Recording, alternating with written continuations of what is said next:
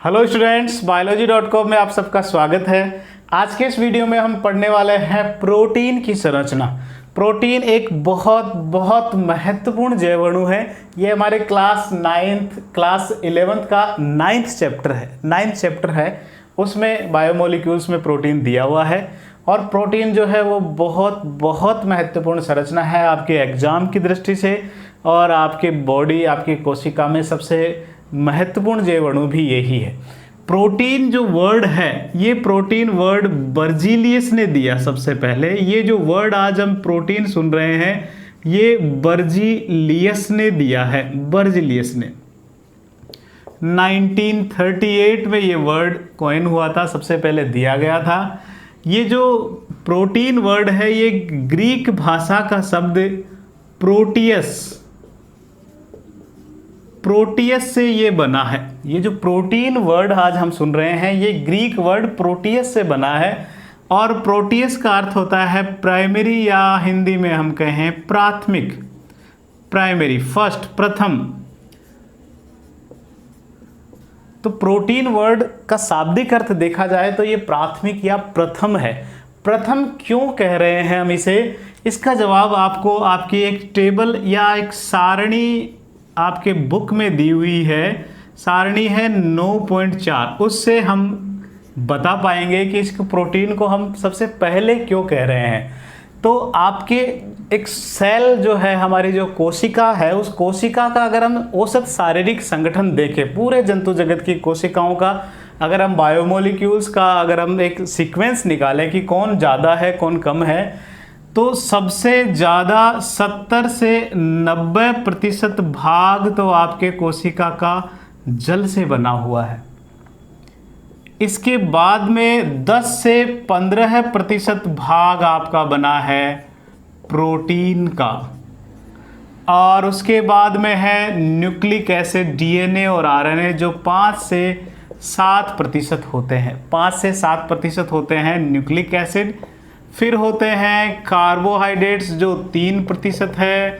फिर फैट्स, वसाएं जो होती है वो 2% है। और आयंस जो हैं, बहुत सारे आयंस जो है, कैल्शियम, मैग्नीशियम वगैरह, ये लगभग 1% भाग बनाते हैं। कितना? 1% भाग बनाते हैं। तो हम पढ़ रहे हैं वास्तव में जैव अणु। तो जैव अणु कौन कौन से हैं? प्रोटीन है, न्यूक्लिक एसिड्स है, कार्बोहाइड्रेट्स है, फैट्स है। इन जैव अणुओं में सबसे पहला कौन सा है? प्रोटीन है। सबसे पहला कौन सा है? प्रोटीन है। और इसीलिए हम कह रहे हैं कि प्रोटीन फर्स्ट है, प्राथमिक है, प्रोटियस है। सबसे पहले अगर बायोमोलिक्यूल्स में आपके बॉडी में सबसे ज़्यादा मात्रा में है, सबसे पहला अगर कोई बायोमोलिक्यूल्स है तो वो क्या है? प्रोटीन है। इसीलिए ये वर्ड प्रोटियस जो है वो बर्जीलियस ने इन जैव अणुओं के लिए दिया, प्रोटीन। प्रोटीन है क्या? अब हम इसकी संरचना की ओर बढ़ते हैं। प्रोटीन जो होता है, ये अमीनो एसिड का, अमीनो अम्लों का बहुलक होता है। प्रोटीन अमीनो अम्लों का बहुलक होता है। बहुलक पॉलीमर है। पॉलीमर है किसका? अमीनो एसिड्स का। प्रोटीन, अगर हम इसकी अब संरचना की ओर बढ़ें तो प्रोटीन वास्तव में बना कैसे है, किन आयनों से या किन अणुओं से मिलकर बना है? तो प्रोटीन बना है एमिनो एसिड्स का, एमिनो अम्लों का। प्रोटीन किसका है? एमिनो अम्लों का बहुलक होता है। क्या होता है? बहुलक होता है। बहुलक का मतलब आप ऐसे समझ सकते हो कि बहुत सारे एमिनो एसिड्स जो हैं इस तरह जुड़कर एक लंबी चेन बनाते हैं। जैसे माला में मोती होते हैं, ऐसे एक माला बना रहे हैं। तो माला जो है वो प्रोटीन है, और उसका जो मोती है, एक सिंगल मोती जो है वो अमीनो अम्ल है। तो कई सारे ऐसे अमीनो अम्ल एक के बाद एक जुड़ते हुए प्रोटीन का निर्माण करते हैं। तो ऐसों को हम कहते हैं बहुलक। तो प्रोटीन एक बहुलक है, पॉलीमर है। किसका? अमीनो एसिड्स का। अगर आप स्पेसिफाई करें तो ज़्यादा बढ़िया रहेगा, अल्फा एमिनो अम्लों का। प्रोटीन अल्फा एमिनो अम्लों का बहुलक है। और बहुलक जब ये बनता है, एमिनो एसिड्स आपस में इस तरह जब जुड़ते हैं, देखो यहाँ जुड़ रहे हैं, यहाँ जुड़ रहे हैं, तो जब जुड़ते हैं तो वहाँ जो बंध पाया जाता है, बंध जो बनता है दो एमिनो अम्लों के बीच में, उसे पेप्टाइड बंध कहते हैं। पेप्टाइड बंध कहते हैं। तो थोड़ा सा और अगर हम इसे एक्सटेंड करें तो एमिनो अम्ल पेप्टाइड बंध बनाते हुए प्रोटीन का निर्माण करते हैं। एमिनो अम्ल आपस में पेप्टाइड बंधों से जुड़ते हैं तब बहुलक बनता है और उसे हम प्रोटीन कह रहे हैं। नेक्स्ट थोड़े से हम एक आधे गुण और अगर हम प्रोटीन के डिस्कस करें तो प्रोटीन का जो अणु भार होता है, प्रोटीन का जो अणु भार होता है वो 10,000 डाल्टन से अधिक होता है। कितना? 10,000 डाल्टन, 10,000 डाल्टन से अधिक होता है। अणुभार प्रोटीन्स का जो होता है वो हमेशा 10,000 डाल्टन से ज़्यादा होता है। और ये जो प्रोटीन्स होते हैं ये सभी के सभी जो हैं वो रेखीय हैं, रेखीय बहुलक है एमिनो एसिड्स के।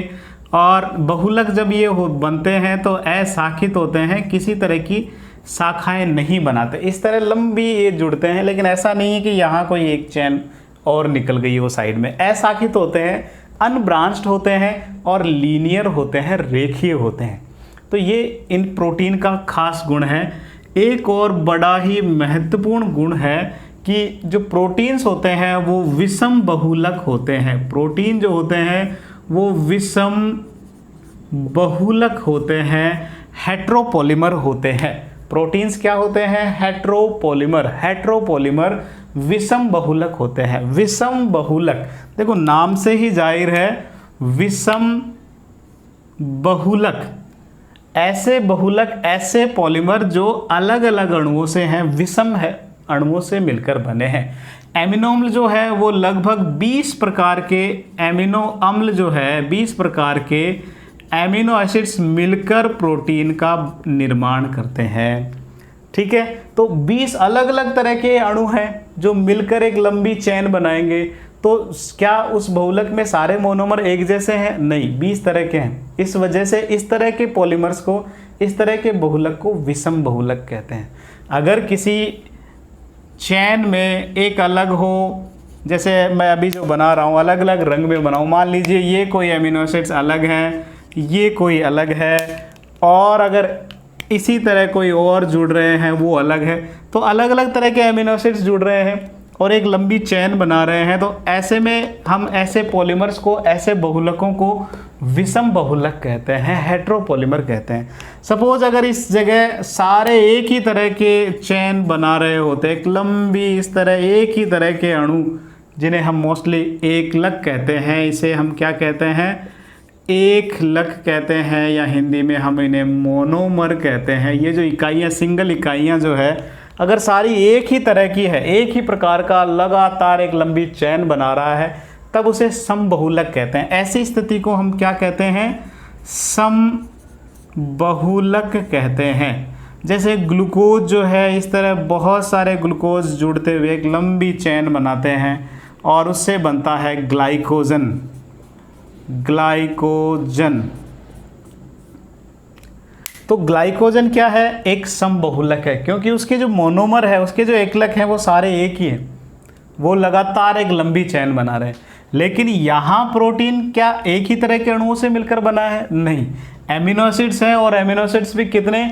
20 अलग अलग प्रकार के एमिनो एसिड्स एक निश्चित क्रम में जुड़ते हुए एक के बाद एक जुड़कर एक लंबी चैन बनाते हैं और फिर प्रोटीन बनता है। इस वजह से प्रोटीन कैसा होता है? विषम बहुलक होता है। बहुत महत्वपूर्ण ये है अपनी एग्जाम की दृष्टि से, इसलिए ज़रूर याद रखना है।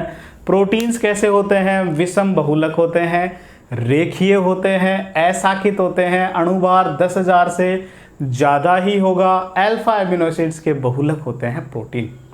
ठीक है, और ये प्रथम अणु है। अगर हमारे कोशिका के संगठन में देखें तो सबसे ज़्यादा मात्रा में जैव अणुओं में यही है, इसीलिए सबसे प्रथम ये है और इसीलिए नाम बर्ज़िलिस ने इनका प्रोटीन दिया। यहाँ तक बात आपको समझ में आ गई होगी।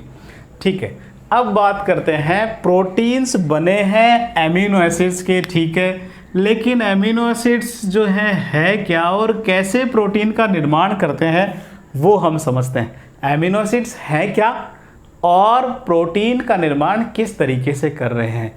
इस वीडियो में हम एमिनो एसिड्स को मैं सिर्फ जनरली ही आपको बताऊंगा, थोड़ा बात इनके बारे में। अगले वीडियो में एमिनो एसिड्स को और थोड़ा हम डिटेल से पढ़ेंगे, क्योंकि इसमें भी प्रश्न जो है थोड़े अच्छे लेवल के आते हैं, तो हम उसी लेवल का जो है हम तैयारी करेंगे। चलिए फिलहाल समझते हैं कि प्रोटीन बनाने में एमिनो एसिड्स कैसे काम कर रहे हैं। तो देखो एमिनो एसिड्स जो हैं, एमिनो एसिड्स की हम बात कर रहे हैं। एमिनो एसिड्स जो होते हैं वो कार्बनिक अणु ही हैं। क्या है? कार्बनिक अणु हैं, कार्बनिक यौगिक ये हैं, बने हैं ये कार्बन, हाइड्रोजन, ऑक्सीजन और नाइट्रोजन के। मुख्यतः जो इनमें तत्व हैं वो है कार्बन, हाइड्रोजन, ऑक्सीजन और नाइट्रोजन। इसके अलावा सल्फर भी कुछ में पाया जाता है। सल्फर वाला भी बहुत बार एग्जाम में आता है, हम अगले वीडियो में और डिटेल में इनको पढ़ने वाले हैं। जैसे मिथियोनिन जो है वो सल्फर कंटेनिंग एमिनो एसिड है, उसमें सल्फर पाया जाता है। बाकी अधिकांश जो है वो कार्बन, हाइड्रोजन, ऑक्सीजन और नाइट्रोजन के ये बने होते हैं। और एमिनो एसिड्स जो है उनमें अल्फा कार्बन मौजूद होता है। अल्फा कार्बन, उनमें अल्फा एमीन समूह पाया जाता है। हम अल्फा कार्बन पर अल्फा एमीन समूह यानी कि NH2 ग्रुप जुड़ा हुआ होता है। वास्तव में एमिनो एसिड्स जो होते हैं वो एक तरह से हम कह सकते हैं प्रतिस्थापित मेथेन ही है, प्रतिस्थापित मेथेन है। मेथेन के जो समूह H है वो प्रतिस्थापित हो गए। अब वो कैसे हो गए वो समझिए। सबसे जो महत्वपूर्ण बात आपको अब समझनी है एमिनो एसिड्स के बारे में, एमिनो एसिड्स में एक कार्बन मौजूद है, उस कार्बन पर जो है 4 अलग अलग तरह के ग्रुप जुड़े हुए हैं, 4 अलग अलग तरह के इसमें समूह या तत्व जुड़े हुए हैं। एक उसमें हाइड्रोजन जुड़ा हुआ है, एक उसमें कार्बोक्सिलिक ग्रुप जुड़ा हुआ है, COOH कार्बोक्सिलिक ग्रुप होता है। एक उसमें NH2 एमीन समूह जुड़ा हुआ है, NH2 एमीन समूह, ये जो है वो है एमीन समूह। ये जो है ये है कार्बोक्सिलिक या कार्बोक्सिल समूह, कार्बोक्सिलिक समूह। और इस पर एक समूह बिल्कुल अलग है, अलग अलग में ये अलग अलग होता है, जिसे R ग्रुप कहते हैं। ये R जो है वो वेरिएबल है, ये जो है परिवर्तनशील समूह है, परिवर्तनशील समूह। यानी कि ये R हम इसको दर्शा ही रहे हैं क्योंकि ये अलग अलग, जैसे हमने कहा कि एमिनो एसिड्स 20 प्रकार के होते हैं, तो ये 3 तो सेम होते हैं, उन 20 में केवल इसमें डिफरेंस है, ये अलग अलग हो सकता है। जैसे R जो है, यहाँ मैं R बता रहा हूँ, अगर H है तो वो अलग एमिनो एसिड होगा और उसका नाम है ग्लाइसिन। अगर H है तो वो जो एमिनो एसिड है उसका नाम मैं आपको बता रहा हूँ वो होता है ग्लाइसिन। इसी तरह R जो है वो CH3 हो सकता है, ठीक है, इसे एलेनिन, ठीक है। तो H है तो ग्लाइसिन है, CH3 है तो एलेनिन है। इस तरह काफ़ी अलग अलग समूह इसमें हो सकते हैं। यहाँ एक बात ध्यान रखना, सभी एमिनो एसिड्स में NH2 समूह होता है, एमीन समूह होता है, लेकिन एक एमिनो एसिड ऐसा है जिसका नाम है प्रोलीन। एक एमिनो एसिड है, नाम है प्रोलीन। इस एमिनो एसिड में एमीन समूह न होकर इमीन ग्रुप होता है, इमीन समूह होता है, ये ध्यान आपको रखना है। एमीन नहीं होता, एमीन ये होता है AMINE, एमीन। ये न होकर इमीन समूह होता है। वास्तव में NH2 नहीं होता, NH होता है, जो इस तरह, जैसे यहाँ NH2 मैंने आपको बताया, यहाँ NH होता है और इस तरह ये जुड़कर एक लंबी श्रृंखला बना देते हैं और एक वलय श्रृंखला बनाते हैं। बाद में यहाँ H और ये COOH, इस तरह ये प्रोलीन थोड़ा सा डिफरेंस है। यहाँ एमीन न होकर ग्रुप कौन सा है? इमीन ग्रुप है। बाकी सभी में एमीन समूह होता है, ये आपको ध्यान रखना है।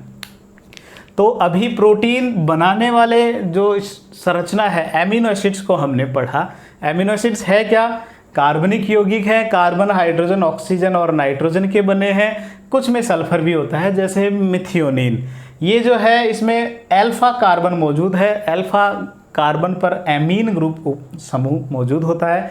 ये प्रतिस्थापित मेथेन ही है। इसकी संरचना देखें तो एक कार्बन है, ये जो कार्बन है ये अल्फा कार्बन है, क्यों? क्योंकि फर्स्ट कार्बन है और इसी पर जो है वो एमीन ग्रुप जुड़ा हुआ है, तो इसलिए अल्फा कार्बन इसको कह रहे हैं। और ये इस पर एक कार्बोक्सिलिक समूह है, एक एमीन समूह होता है, एक H है, ये तीन तो सभी में सेम होते हैं। एक प्रतिस्थापित ग्रुप है जो अलग अलग एमिनो एसिड में ये अलग अलग होता है, जैसे ग्लाइसिन में H होता है, एलेनिन में CH3 होता है। एक आपको ध्यान रखना है कि प्रोलीन में एमीन समूह न होकर ईमीन समूह होता है, प्रोलीन में एमीन समूह न होकर ईमीन समूह होता है। तो ये इस तरह ये जो एक अकेली इकाई के बारे में हमने पढ़ा, ये जो अभी मैंने आपको एकलक बताया, एक अकेली इकाई ये है एमिनो एसिड्स जो हमने अभी यहाँ पढ़े। ये जो एमिनो एसिड्स हैं ये एक लंबे चैन बनाते हैं, एक के बाद एक जुड़ते हुए पेप्टाइड बंध बनाते हुए एक लंबी चैन बनाते हैं, और उस चैन को ही हम प्रोटीन कहते हैं। क्या कहते हैं? प्रोटीन कहते हैं। तो यहाँ तक आप जो है इसका स्क्रीनशॉट लें, इसे उतारें। अब ये जो एमिनो एसिड्स हैं किस तरह जुड़ते हैं, पेप्टाइड बंध कैसे बनाते हैं और प्रोटीन कैसे बनाते हैं, वो हम डिस्कस करेंगे।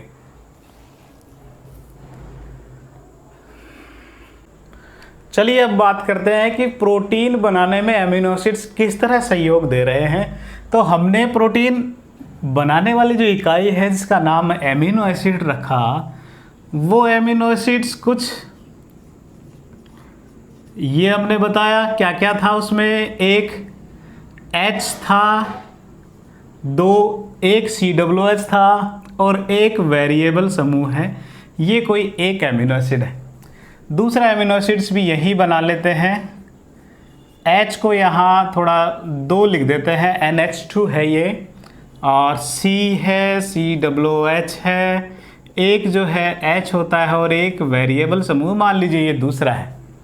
ये एक एमिनो एसिड है, ये दूसरा एमिनो एसिड है, ठीक है।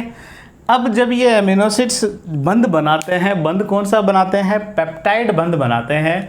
तो पेप्टाइड बंध बनाने के दौरान एक एमिनो एसिड का और दूसरे एमिनो एसिड का ये जो COOH और NH2 समूह जो है, उसमें COOH से OH और NH2 में से एक H, देखिए इसे गौर से देखिए, इसमें क्या बन गया? H2O, H2 हो गया, एक ऑक्सीजन, ठीक है। तो क्या हुआ? 2 एमिनो एसिड्स जब आपस में चैन बनाते हैं, पेप्टाइड बंध से जुड़ते हैं, तो जल का अणु बाहर निकलता है, और जल का अणु जब बाहर निकलता है तो इस अभिक्रिया को हम निर्जलीकरण कहते हैं।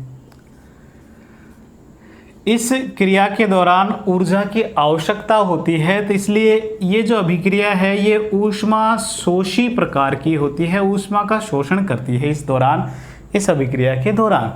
तो अब जो ये स्ट्रक्चर बनी वो क्या बनी? ये इस तरह जो है, ये एक H है, यहाँ CO और यहाँ NH रह गया, बाकी ये H, ये वेरिएबल समूह है R2, ये COOH है, इधर NH2 है और ये R1 है। तो ये बंध बन गया, यहाँ CO यहाँ बच गया और NH यहाँ बच गया, CONH।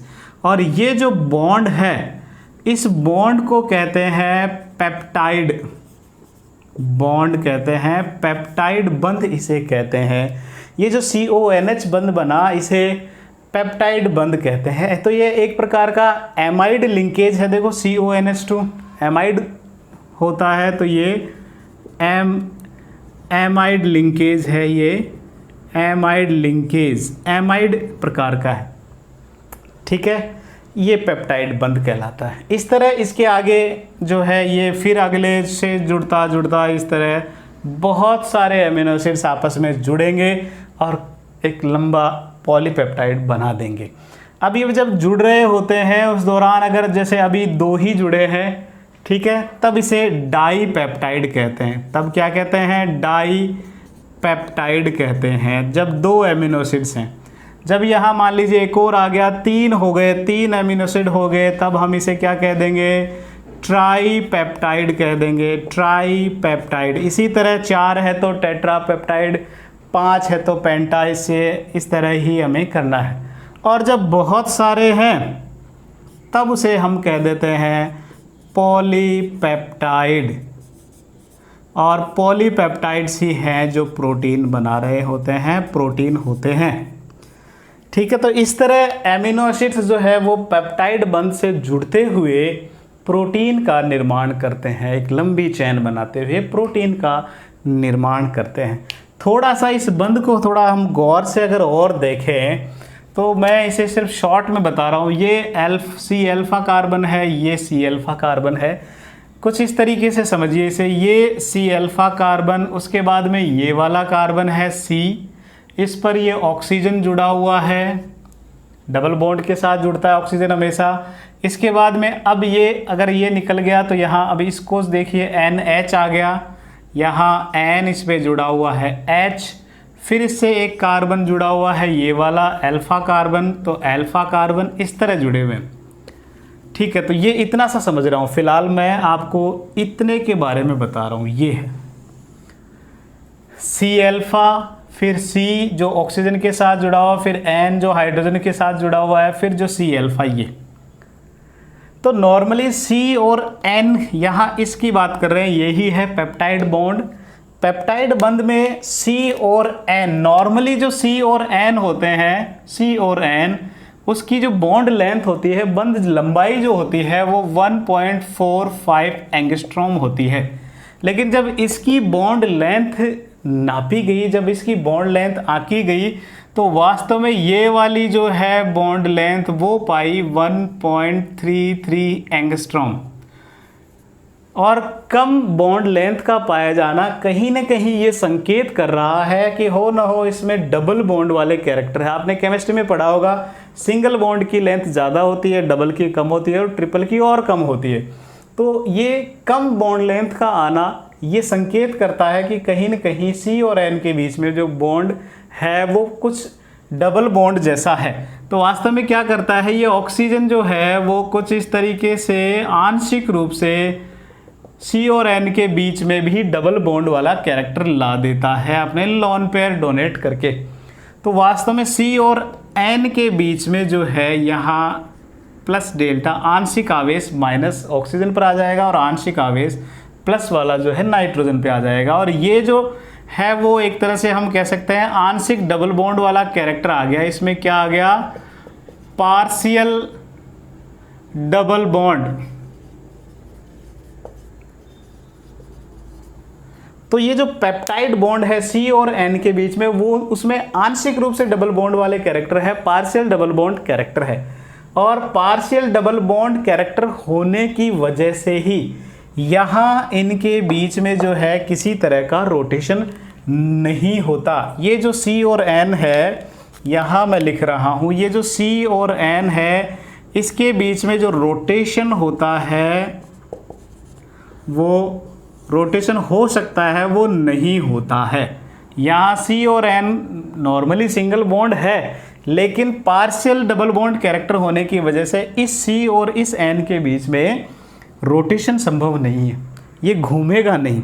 आप कुछ ऐसे समझ सकते हो, अगर ये एक मान लीजिए एक एमिनो एसिड या एक समूह है, ये एक समूह है, अगर सिंगल बॉन्ड से ये जोड़े हुए होंगे, अगर सिर्फ एक ही बंध होगा तो ये आराम से एक दूसरे पर घूम सकते हैं चारों ओर।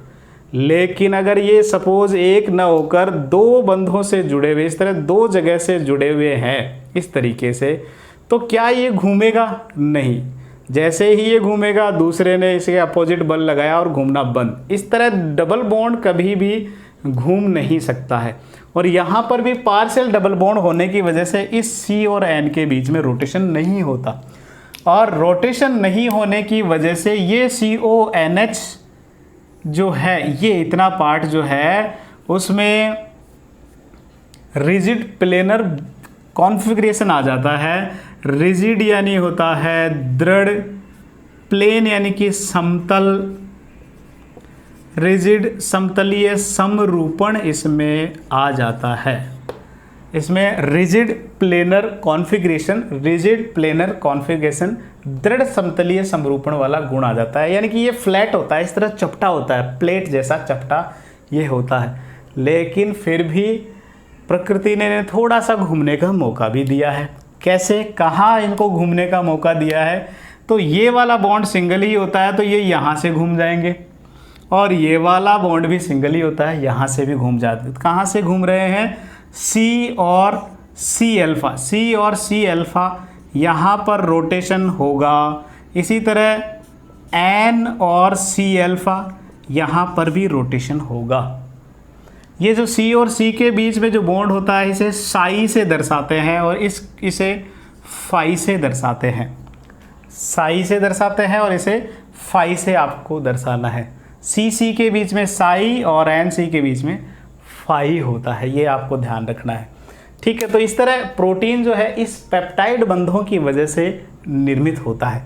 अब जब ये जुड़ेगा और एक लंबी चैन बनाएगा तो आप कुछ ऐसे समझिए, ये इसको अब मैं सिर्फ गोला बना रहा हूँ। ये पहला अमीनो एसिड है, ये वाला पहला है, फिर इसके बाद में एक और जुड़ जाएगा, ये सपोज ये दूसरा है, फिर इसके बाद में फिर पेप्टाइड बॉन्ड से तीसरा, चौथा और ऐसे ऐसे करते हुए खूब सारे जुड़ गए। अनंत का चिन्ह लगा देता हूँ, ये मान लीजिए खूब सारे जुड़ गए, अनंत जुड़ गए।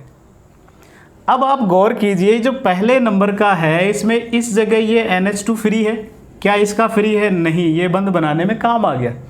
ये वाला फ्री है, पहले में NH2 समूह क्या है? फ्री है।